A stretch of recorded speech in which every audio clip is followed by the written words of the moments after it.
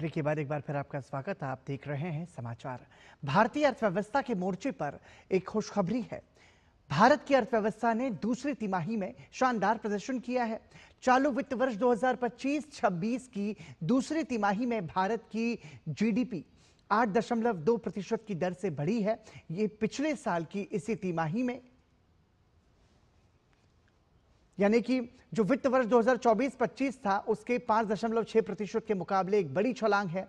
भारतीय अर्थव्यवस्था ने वित्त वर्ष 2026 की दूसरी तिमाही जुलाई सितंबर की अवधि में 8.2% की मजबूत वृद्धि दर हासिल की है, जो कि पिछले वित्त वर्ष की समान अवधि की विकास दर 5.6% से काफी अधिक है। ये जानकारी सांख्यिकी और कार्यक्रम कार्यान्वयन मंत्रालय द्वारा दी गई।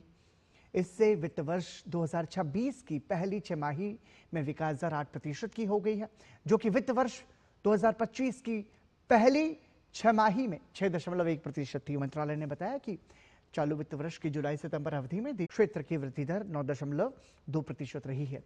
द्वितीय क्षेत्र में शामिल मैन्युफैक्चरिंग की वृद्धि दर 9.1% और कंस्ट्रक्शन की वृद्धि दर 7.2% रही है। तृतीय क्षेत्र में फाइनेंशियल, रियल एस्टेट और प्रोफेशनल सर्विसेज में 10.2% की वृद्धि दर हुई है। सरकारी आंकड़ों के मुताबिक कृषि और उससे जुड़े हुए सेक्टर की विकास दर 3.5% रही। वहीं इलेक्ट्रिसिटी, गैस, वाटर सप्लाई और यूटिलिटी सर्विसेज सेक्टर की वृद्धि दर 4.4% रही है। इस वृद्धि के साथ भारत दुनिया की सबसे तेजी से बढ़ती प्रमुख अर्थव्यवस्था बना हुआ है।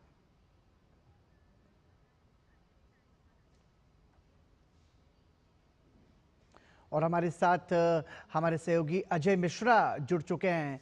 अजय, देखिए, आर्थिक मोर्चे के लिहाज से ये बहुत बड़ी और बहुत अच्छी खबर है और जीडीपी के नजरिए से भी अर्थव्यवस्था के लिए एक अच्छी खबर है। कैसे इसका आकलन करेंगे? पराक्रम, देखिए कि जब पूरी दुनिया में विकास दर में लगातार गिरावट का अनुमान जताया जा रहा है आईएमएफ के द्वारा, भारत ही एक ऐसी अर्थव्यवस्था है जो कि लगातार सबसे तेज रफ्तार अर्थव्यवस्था बना हुआ है। केवल एक तिमाही की कहानी नहीं है। जब आप देखें जर्मनी की ग्रोथ रेट अगर आप कंपेयर करें तो 0.3% रही, यूरोजोन की 1.4% रही, अगर आप यूके की बात करें 1.3% रही, अमेरिका के देखें तो अमेरिका 3.8% से बढ़ रहा है और हम लगातार 7% प्लस से ग्रो कर रहे हैं। तो अमेरिका की जो रफ्तार है उससे हम 2 गुना और जर्मनी की रफ्तार से करीब करीब 10 गुना तेजी से भारतीय अर्थव्यवस्था आगे बढ़ रही है। जी। ये स्पष्ट दिखाता है कि जो सरकार की आर्थिक नीतियां हैं वो जमीन पर नजर आ रही हैं और जिस तरह से हमने जीएसटी का रिफॉर्म देखा, बड़ा रिफॉर्म देखा और बहुत सारे लोग ये कह रहे थे कि अमेरिका के द्वारा जो टैरिफ लगाया जा रहा था उसकी वजह से भारत की अर्थव्यवस्था में कमजोरी आ सकती है, उसको बिल्कुल नकारते हुए भारतीय अर्थव्यवस्था ने शानदार प्रदर्शन किया है और दोनों ही तिमाहियों में, पहली तिमाही में 7.8% और दूसरी तिमाही में फिर 8.2% का ये जो ग्रोथ है वो लगातार दिखाता है कि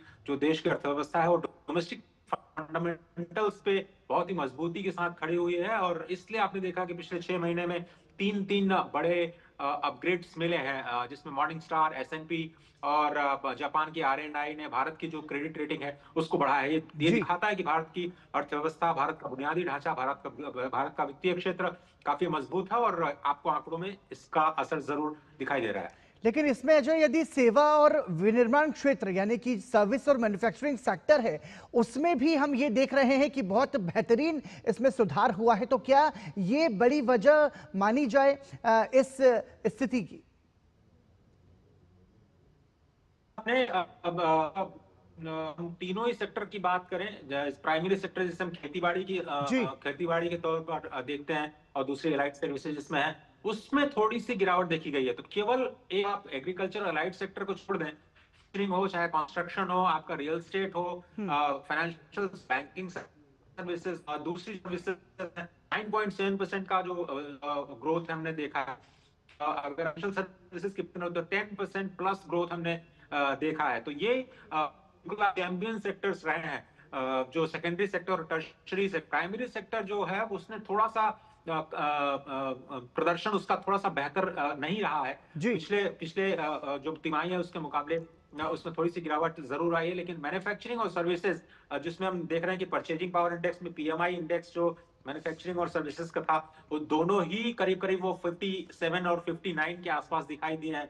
तो ये दिखाता है कि लगातार भारत में मैन्युफैक्चरिंग और सर्विसेज की जो मांग है वो लगातार बढ़ रही है, और इसी वजह से जो भारतीय अर्थव्यवस्था में जो अभी GDP ब- जो डिमांड जी। रही है, चाहे वो गाँव हो या शहरों में, लगातार तेजी देखी जा रही है। रियल स्टेट कमर्शियल व्हीकल्स की सेल्स आप देखिए, चाहे पैसेंजर व्हीकल की सेल देखिए, जी। ट्रैक्टर्स की सेल देखिए, डिजिटल ट्रांजैक्शंस देखिए, उसमें लगातार तेजी देखी जा रही है। जीएसटी के आंकड़े, जीएसटी के ई वे बिल, यूपीआई ट्रांजैक्शन, ये सारे के सारे आंकड़े में दिखाते हैं कि अर्थव्यवस्था में तेजी है, और जो सरकार की जो आर्थिक नीतियां हैं उसका असर दिख रहा है। लेकिन इसके साथ साथ ये कहा जा रहा था कि अमेरिका का जो टैरिफ है, इस तमाम सारे सुधार की वजह से उस टैरिफ का जो 50% प्रभाव है वो संभवतः इसकी वजह से वो पूरा हो गया है, ऐसा समझा जाए। मतलब जिस तरीके की चुनौतियां अमेरिकी टैरिफ की वजह से लगी थी, उसके बाद जब हम इतना सस्टेनेबल हमारा जो डेवलपमेंट है या जो हमारी ग्रोथ है, उस लिहाज से हम ये कह सकते हैं कि हम उसका जो है मुकाबला कर सकते हैं।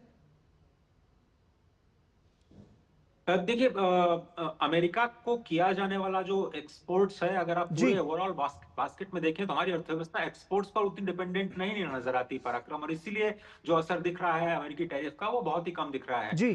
थोड़ा सा असर जरूर दिसंबर महीने में जो ऑर्डर्स हैं उसमें आपको दिखाई दे सकता है। क्रिसमस के महीने में जितनी सेल्स होनी थी, वो तो उसका तो ऑर्डर दिया जा चुका है, तो अभी अमेरिकी टैरिफ का असर आंकड़ों में दिखाई नहीं देगा। हो सकता है जनवरी के जो आंकड़े आए तो उसमें दिखाई दे, ठीक है। लेकिन तब तक भारत और अमेरिका के बीच में शायद डील भी अनाउंस हो जाए, तो उसका पॉजिटिव इंपैक्ट है। और मुझे लगता है कि शेयर मार्केट ने पहले से थोड़ा सा इसको एंटिसिपेट कर लिया था जी। इन नंबर्स को, और इसलिए आपने देखा कि वो ऑल टाइम हाई लगाते हुए कल नजर आया। हो सकता है जो बाजार अगले हफ्ते खुले वो ठीक और है। भी तेजी के साथ खुले, तो एक तरह से फिर से जो बॉयंसी है वो ठीक है। लगातार अर्थव्यवस्था में दिखाई दे बहुत बहुत सकती है। धन्यवाद अजय मिश्रा, इस तमाम जानकारी और इसकी समीक्षा और धन्यवाद। विश्लेषण के लिए। हमारे सहयोगी अजय मिश्रा जानकारी दे रहे थे कि अर्थव्यवस्था के लिहाज से भारत के और भारत सरकार के जो तमाम सारे प्रयास हैं बेहतर बनाने के, और उसी का ये नतीजा है कि जो हमारी जीडीपी है उसमें ज़बरदस्त बेहतरी के साथ उसने प्रदर्शन किया है।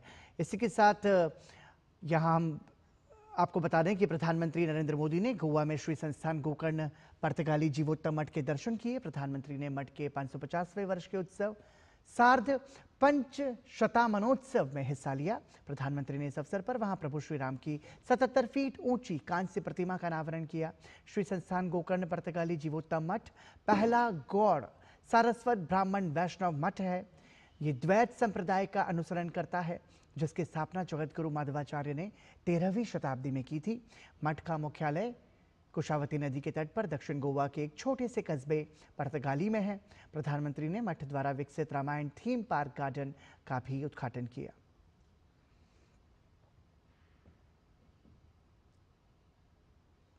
प्रधानमंत्री नरेंद्र मोदी ने इस अवसर पर एक विशेष डाक टिकट का विमोचन किया। प्रधानमंत्री ने एक स्मारक सिक्का भी जारी किया। प्रधानमंत्री ने कहा कि 3 दिन पहले अयोध्या में श्री राम जन्मभूमि मंदिर के शिखर पर धर्म ध्वजा का आरोहण और अब इस मठ में भगवान राम की विशाल प्रतिमा का अनावरण करना उनका सौभाग्य है।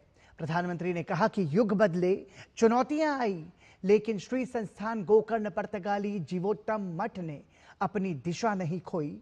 इस मठ ने लोगों को दिशा दिखाई।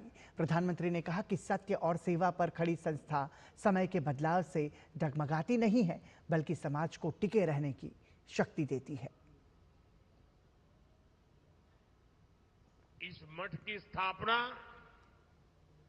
जिस भावना से हुई थी, वो भावना आज भी उतनी ही जीवंत दिखाई देती है। ये भावना साधना को सेवा से जोड़ती है, परंपरा को लोक कल्याण से जोड़ती है।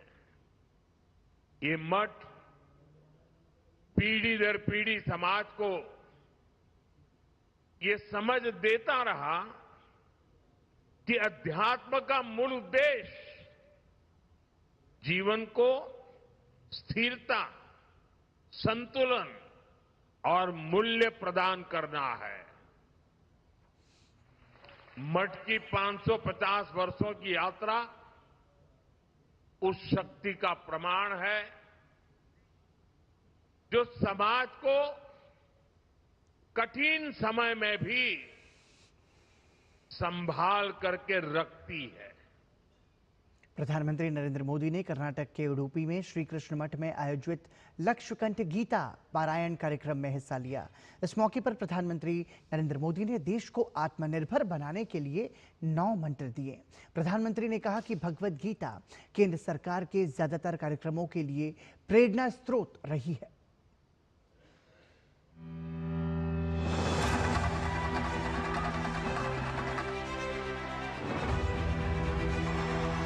जो मुझे सम्मान दिया गया, मेरे लिए जो भाव प्रकट किए गए,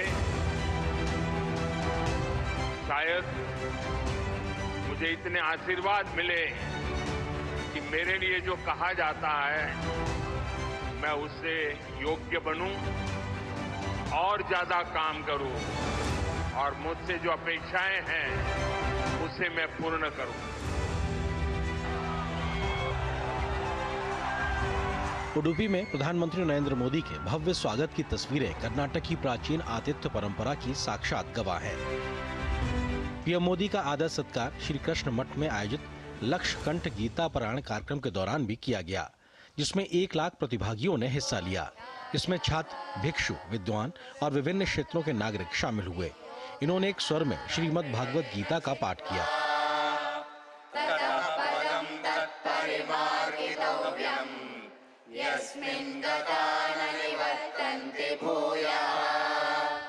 प्रधानमंत्री नरेंद्र मोदी ने इस मौके पर देश को आत्मनिर्भर बनाने के लिए 9 मंत्र दिए। मैं आज आप सभी से कुछ संकल्पों का आग्रह भी करूंगा। हमारा पहला संकल्प होना चाहिए कि हमें जल संरक्षण करना है। हमारा दूसरा संकल्प होना चाहिए कि हम पेड़ लगाएंगे, देश भर में 1 पेड़ मां के नाम। तीसरा संकल्प कि हम देश के कम से कम 1 गरीब का जीवन सुधारने का प्रयास करें। चौथा संकल्प स्वदेशी का विचार होना चाहिए। 5वें संकल्प के रूप में हमें नेचुरल फार्मिंग को बढ़ावा देना है। हमारा छठा संकल्प होना चाहिए कि हम हेल्दी लाइफस्टाइल को अपनाएंगे। हमारा 7वां संकल्प ये हो कि हम योग को अपनाएं, इसे जीवन का हिस्सा बनाएं। 8वां संकल्प मैन्युस्क्रिप्ट्स, पांडुलिपियों के संरक्षण में सहयोग करें। आप 9वां संकल्प लें कि हम कम से कम देश के 25 ऐसे स्थानों का दर्शन करेंगे जो हमारी विरासत से जुड़े हैं। प्रधानमंत्री नरेंद्र मोदी ने कहा, भगवान श्री कृष्ण ने गीता का संदेश युद्ध की भूमि पर दिया था और भगवत गीता हमें सिखाती है कि शांति और सत्य की स्थापना के लिए अत्याचारियों का अंत आवश्यक है। भगवत गीता हमें ये सिखाती है कि शांति और सत्य की स्थापना के लिए अत्याचारियों का अंत भी आवश्यक है। राष्ट्र की सुरक्षा नीति का मूल भाव यही है। हम वसुधैव कुटुंबकम कहते हैं और हम धर्मो रक्षति रक्षितः का मंत्र भी दोहराते हैं। हम लाल किले से श्री कृष्ण की करुणा का संदेश भी देते हैं और उसी प्राचीर से मिशन सुदर्शन चक्र की उद्घोषणा भी करते हैं। मिशन सुदर्शन चक्र यानी देश के प्रमुख स्थानों की, देश के औद्योगिक और सार्वजनिक क्षेत्रों की सुरक्षा की ऐसी दीवार बनाना जिसे दुश्मन भेद न पाए और अगर दुश्मन दुस्साहस दिखाए तो फिर हमारा सुदर्शन चक्र उसे तबाह कर दे। इससे पहले पीएम मोदी ने कृष्ण गर्भगृह के सामने स्थित सुवर्ण तीर्थ मंडप का उद्घाटन किया और पवित्र कनकना किंदी के लिए एक कनक कवच समर्पित किया। कनकना किंदी एक पवित्र द्वार है जिसके माध्यम से माना जाता है कि संत कनक दास ने भगवान कृष्ण के दिव्य दर्शन किए थे। उडुपी स्थित श्री कृष्ण मठ की स्थापना 800 वर्ष पूर्व वेदांत के द्वैत दर्शन के संस्थापक श्री माधवाचार्य ने की थी। प्रधानमंत्री नरेंद्र मोदी गीता मंदिर भी पहुंचे और परिसर में स्थित विभिन्न पांडुलिपियों को देखा। ब्यूरो इनपुट के साथ उडुपी से नीरज और ज्योति की रिपोर्ट, डीटी न्यूज।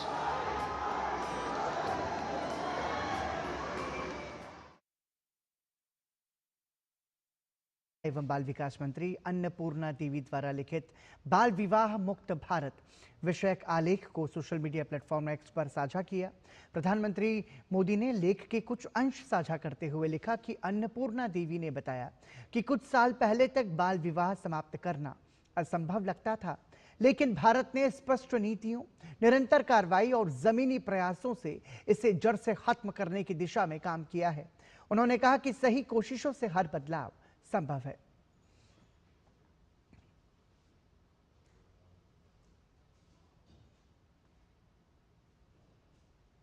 असम विधानसभा में शीतकालीन सत्र के तीसरे दिन असम बहुविवाह निषेध विधेयक 2025 पारित हो गया। इस विधेयक का उद्देश्य राज्य में बहुविवाह को एक आपराधिक कृत्य बताना है। इस विधेयक पर मुख्यमंत्री हिमंता बिस्वा शर्मा ने कहा कि विधेयक को कई विधायकों का समर्थन प्राप्त हुआ और इसे पारित करने से पहले विधानसभा में इस पर विस्तृत चर्चा हुई। इस कानून का अनुसार असम में बहुविवाह पॉलीगैमी नहीं होगा। अगर कोई घर में एक पत्नी होने का बावजूद अगर दूसरा शादी करने का कोशिश करेगा, उनको 7 साल का जेल होगा। साथ में अगर वो छुपा के शादी करते हैं 10 साल तक उनका गिरफ्तार होगा। जिले के विभिन्न हिस्सों में लोगों ने राज्य सरकार द्वारा की गई इस पहल का स्वागत किया। कई लोगों ने इसे न्याय और समानता सुनिश्चित करने की दिशा में एक प्रगतिशील कदम बताया। ये बहुत अच्छा एक आइन लेकर आए हैं मुख्यमंत्री जी ने, माननीय डॉक्टर हिमंता बिस्वा शर्मा जी को। इसके लिए हम लोग अशेष धन्यवाद जनाते हैं। ये आइन पहले आने से और अच्छा था और ये आइन में बहुत सारा ऐसा इसमें छुपा हुआ है। ये जो आइन आया, इस आइन में हर एक बंदा को इसमें लाभ मिलेगा। ये स्टेप एक हम लोग का धुबरी-वासी के लिए बहुत ही एक अच्छा स्टेप होगा। हम लोग धुबरी-वासी इसको इससे वेलकम करते हैं। हिमंता बिस्वा शर्मा का इस स्टेप को हम लोग वेलकम करते हैं, क्योंकि जो पॉलीगैमी है हम लोग का इधर में बहुत फ्रीक्वेंट देखा जाता है। हम लोग का इधर में हर गाँव में, हर वो उधर में कस्बा में पॉलीगैमी हम लोग देखते हैं और इसी कारण पॉलीगैमी के कारण ही बहुत सारा फैमिली को हम लोग आंखों के सामने देखा जो डिस्ट्रॉय हो गया है। इस पॉलीगैमी के लिए नॉट ओनली सिर्फ एक महिला प्रतिनिधि नहीं होता, उसका पूरा फैमिली प्रतिनिधि होता है। श्री राम मंदिर के शिखर पर धर्म ध्वजा की स्थापना के बाद से अयोध्या नगरी श्री राम की भक्ति में झूम रही है। आइए एक बार फिर अनुभव करें उस ऐतिहासिक पल का।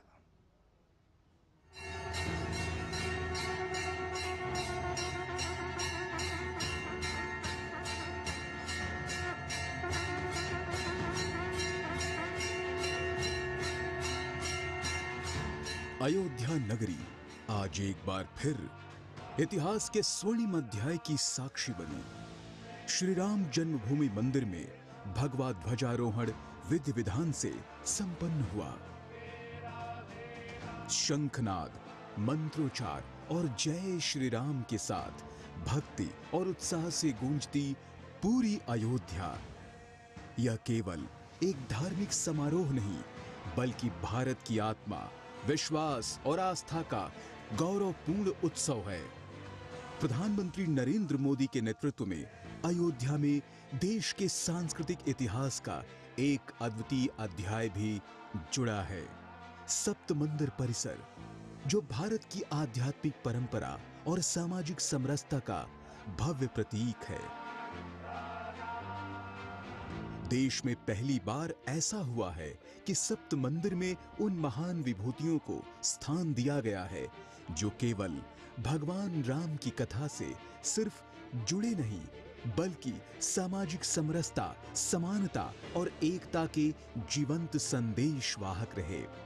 यही समावेशी सोच ही राम राज्य की असली आत्मा है और यही समावेशी नीति आज प्रधानमंत्री मोदी के प्रयासों का भी मूल मंत्र है। हमारे राम भेद से नहीं, भाव से जुड़ते हैं।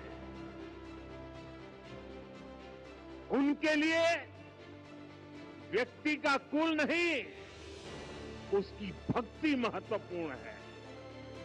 उन्हें वंश नहीं, मूल्य प्रिय है, उन्हें शक्ति नहीं सहयोग महान लगता है। आज हम भी उसी भावना से आगे बढ़ रहे हैं। महर्षि वाल्मीकि ने समाज के वंचित वर्ग से उठकर विश्व का सबसे महान ग्रंथ रामायण रचा। उन्होंने सिद्ध किया कि ज्ञान जन्म से नहीं, साधना से मिलता है।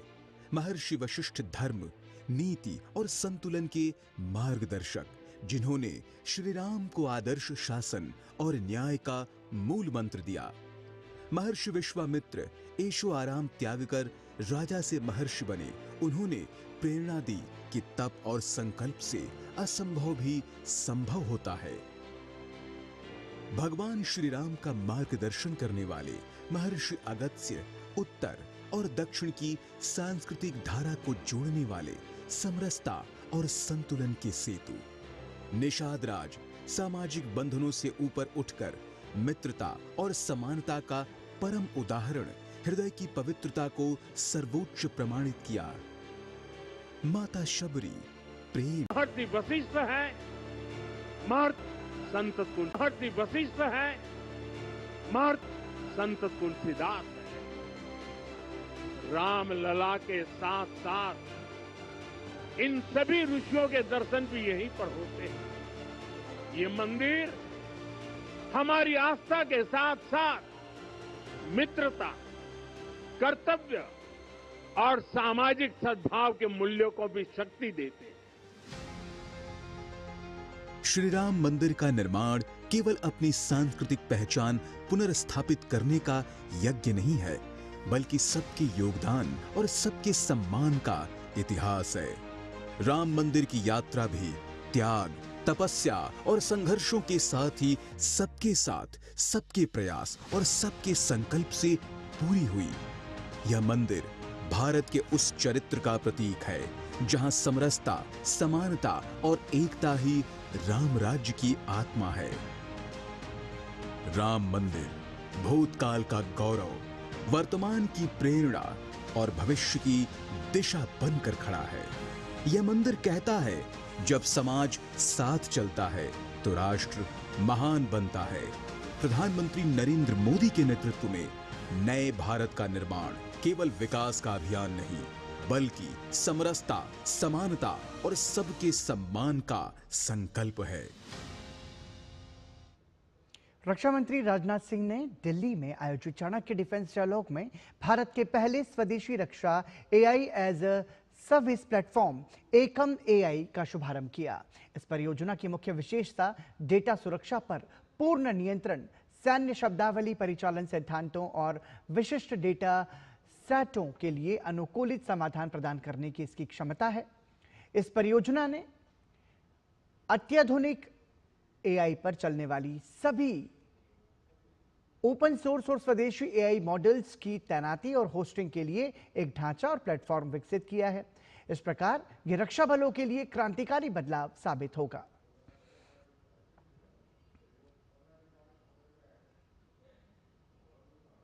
रक्षा मंत्री राजनाथ सिंह ने आज चाणक्य डिफेंस डायलॉग 2025 को संबोधित किया। 2 दिवसीय चाणक्य रक्षा संवाद में दूसरे दिन रक्षा मंत्री ने भारतीय सेना के आधुनिकीकरण के विभिन्न पहलुओं की जानकारी दी। उन्होंने कहा कि भारतीय सेना को नई तकनीकों से लैस किया जा रहा है।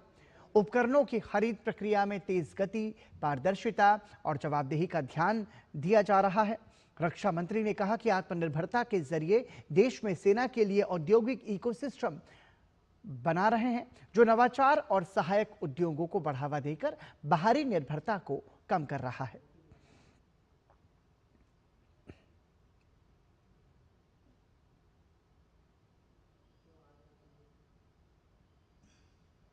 We are modernizing our forces through new platforms, technologies, and structures. And we are reforming procurement processes to ensure speed, transparency, and accountability. Through Atmanirbharta, we are building a defense industrial ecosystem that encourages innovation, supports industry, and reduces external dependencies. Karnataka के उप मुख्यमंत्री DK Shiv Kumar ने राज्य में चल रहे नेतृत्व विवाद के बीच दिल्ली जाने की बात कही है। उन्होंने कहा कि निश्चित रूप से मैं दिल्ली जाऊंगा क्योंकि दिल्ली हमारा मंदिर है। साथ ही डीके शिव कुमार ने कांग्रेस पार्टी के लंबे इतिहास का जिक्र किया और कहा कि दिल्ली से हमेशा मार्गदर्शन मिलता रहता है। जो कांग्रेस की नीति है हम उसके अनुसार ही काम करेंगे। Definitely, I'll go to Delhi because see, Delhi is our temple. Delhi is our temple. We have to go there. All of us are without Delhi, nothing can go. Congress party is a party with a big history, and always Delhi will guide us. We may rule here. Ultimately, we have a policy contained to the whatever the policies of the Congress party and the constitution. We have to work by that. So we'll go to Delhi whenever they call me and the party leaders, including my chief minister. We'll go there. Uttar Pradesh सरकार ने आधार card से जुड़ा एक बड़ा फैसला लिया है। राज्य सरकार ने स्पष्ट किया है कि आधार कार्ड को जन्म तिथि के सत्यापन प्रमाण के रूप में स्वीकार नहीं किया जाएगा। योगी सरकार के नियोजन विभाग ने इस संबंध में राज्य के सभी विभागों के प्रमुख सचिवों और अपर मुख्य सचिवों को कार्यकारी आदेश जारी किए हैं। बता दें कि यह कदम भारतीय विशिष्ट पहचान प्राधिकरण की ओर से 31 अक्टूबर को जारी किए गए उस पत्र के आधार पर उठाया गया है जिसमें कहा गया था कि आधार में दर्ज जन्मतिथि अनुमानित होती है और इसे प्रामाणिक दस्तावेज के रूप में मान्य नहीं किया जा सकता।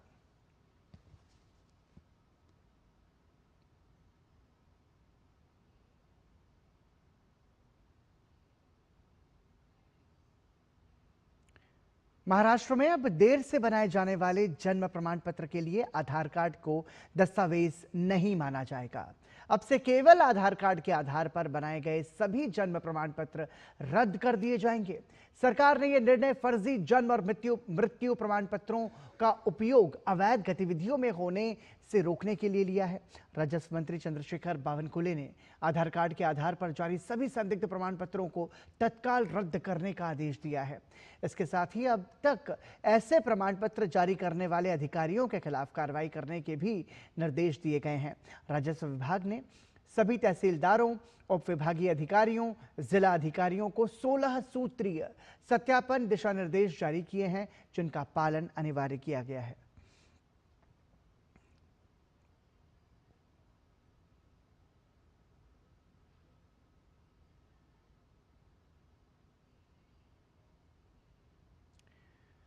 देश के 9 राज्यों और 3 केंद्र शासित प्रदेशों में मतदाता सूची के विशेष गहन पुनरीक्षण का काम जारी है।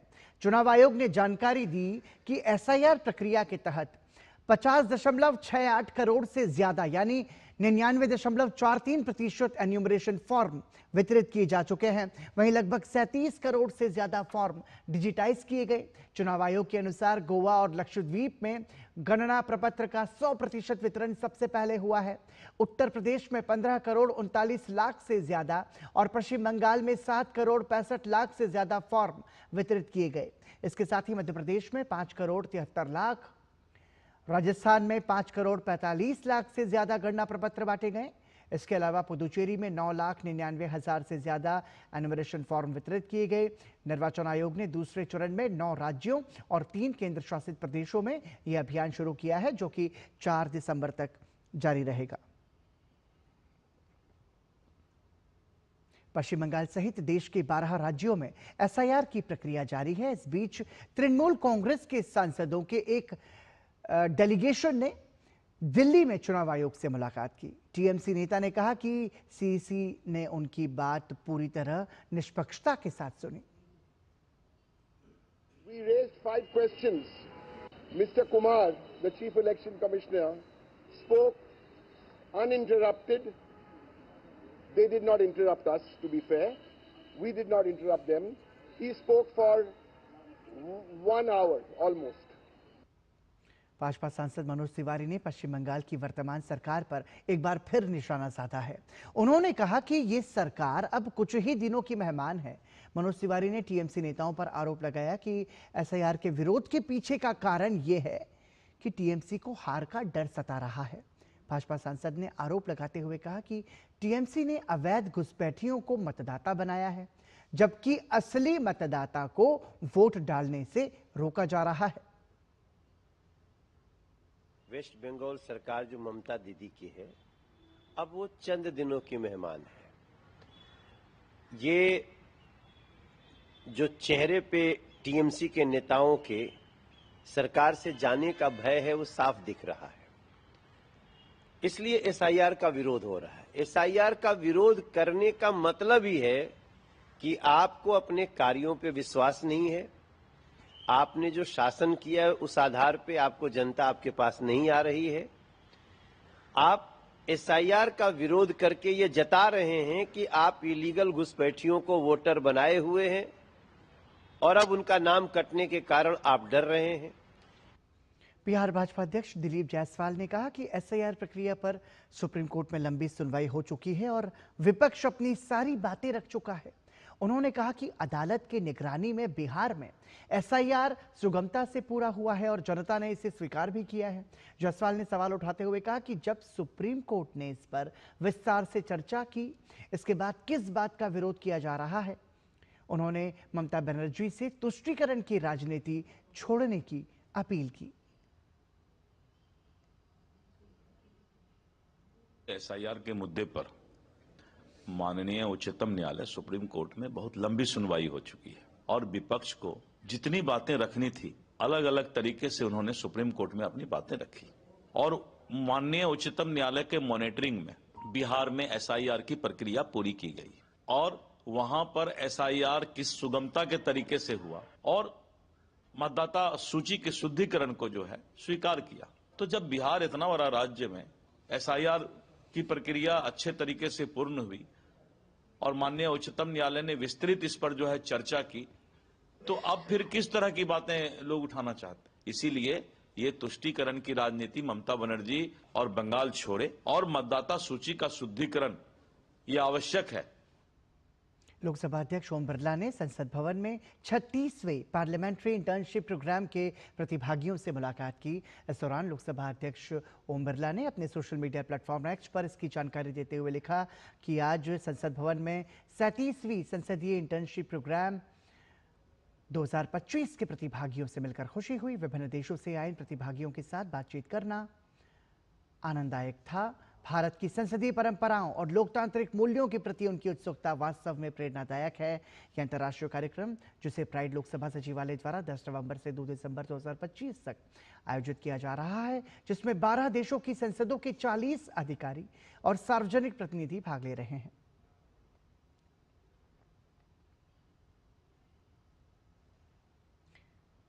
केंद्रीय मंत्री अश्विनी वैष्णव ने पंजाब के मोहाली में सेमीकंडक्टर प्रयोगशालाओं का दौरा किया। इस दौरान केंद्रीय मंत्री ने कहा कि एचसीएल को और आधुनिक बना, इसके लिए 4,500 करोड़ रुपए का निवेश किया जाएगा।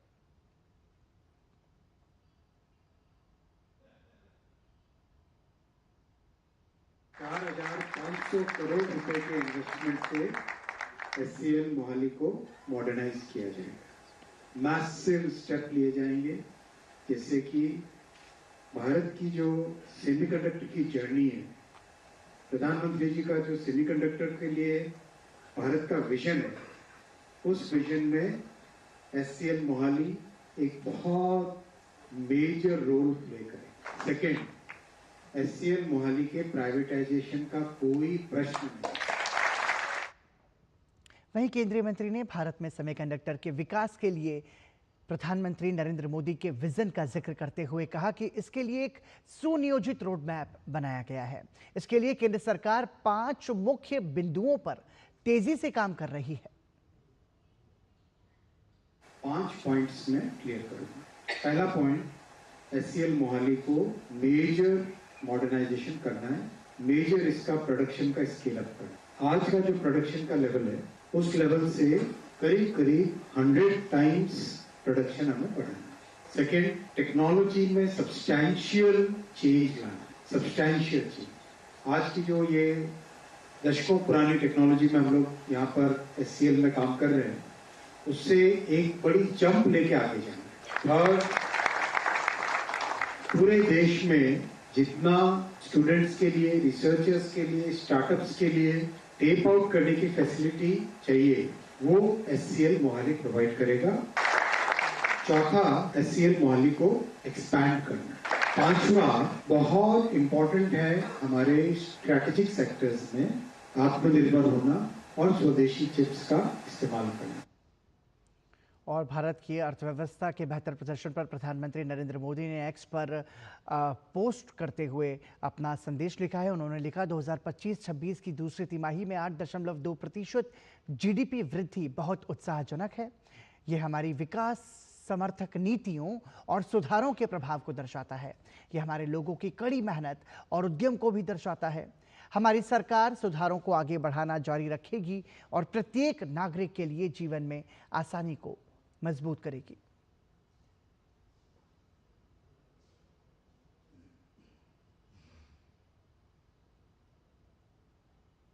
भारत की बेहतर अर्थव्यवस्था पर प्रधानमंत्री नरेंद्र मोदी ने ये पोस्ट किया है, जिसमें उन्होंने कहा है कि जो तमाम सारे प्रयास किए जा रहे हैं अर्थव्यवस्था की बेहतरी के लिहाज से, उन प्रयासों को हम जारी रखेंगे।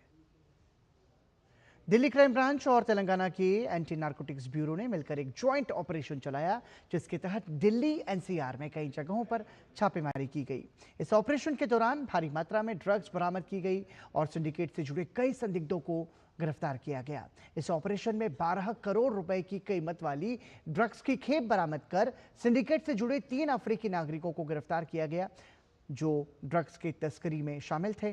वहीं ऑपरेशन के दौरान 30 अफ्रीकी नागरिकों को भी हिरासत में लिया गया, जो अवैध रूप से भारत में रह रहे थे। इन नागरिकों के खिलाफ जांच जारी है।